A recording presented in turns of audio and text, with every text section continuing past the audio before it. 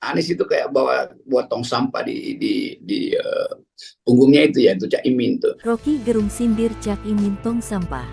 Pengamat politik Rocky Gerung ikut angkat bicara terkait duet Anies Baswedan dengan Muhaimin Iskandar yang akan menjadi pasangan di Pilpres 2024 mendatang.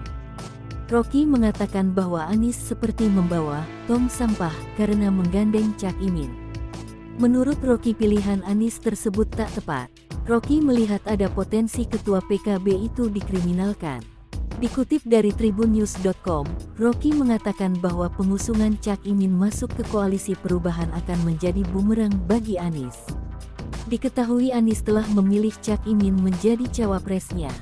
Hal tersebut diungkap pertama kali oleh Partai Demokrat yang mengatakan bahwa pemilihan cawapres tersebut disetujui secara sepihak oleh Surya Paloh.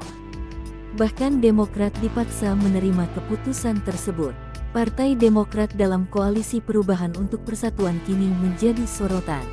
Demokrat merasa dikhianati oleh manuver bakal capres Anies Baswedan dan Partai Nasdem yang menggandeng Ketua Umum Partai Kebangkitan Bangsa Muhaimin Iskandar menjadi bakal cawapres.